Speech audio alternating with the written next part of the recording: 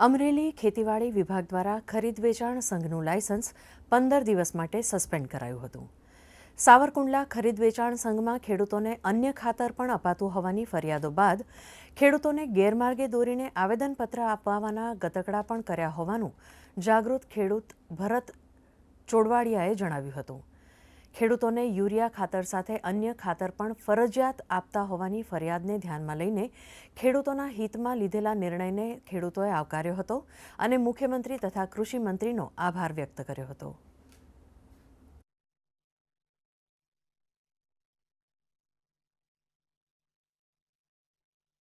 બે થેલી તમે યુરિયા ખાતર લ્યો કે એક થેલી લ્યો, ફરજિયાત એક બેગ તો સાથે લેવાની। આ બાબતને લઈ અને લેખિત ફરિયાદ અમરેલી ખેતી અધિકારી છે એમને કરી માનનીય ભાઈ કૃષિ મંત્રી રાઘવજીભાઈ પટેલને ટેલિફોનિક રજૂઆત કરી, એટલે એમણે પણ મને એવું કીધું કે નહીં, આવું કોઈ ખાતર ફરજિયાત નથી।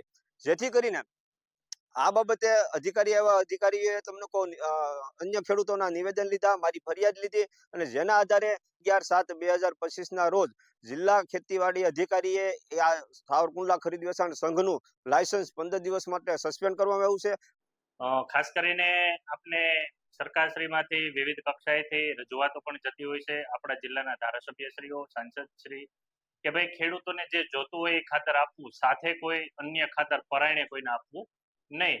અને એ બાબતે છે એ સૂચના છે અને ખેતી નિયામક શ્રીની લેખિત સૂચના છે, એ અન્વયે સાવરકુંડલા તાલુકા ખરીદ વેચાણ સંઘ છે એ યુરિયા ખાતર સાથે અન્ય ખાતર કે જે માઇક્રોરાઇઝા હતું એ ખેડૂતોને આપતા હતા। ખરેખર ટેકનોલોજી સારી છે એ સમજાવીને આપવાનું હોય, પરંતુ કોઈ ખેડૂતને ન લેવું હોય તો એને ન આપવાનું હોય। તો એવી મેટર હતી કે એક ખાતર સાથે બીજા ખાતરનું ટેગિંગ થતું હતું, એને હિસાબે આપણે ખેતી અધિકારીને તપાસ સોંપી અને કાર્યવાહી કરી।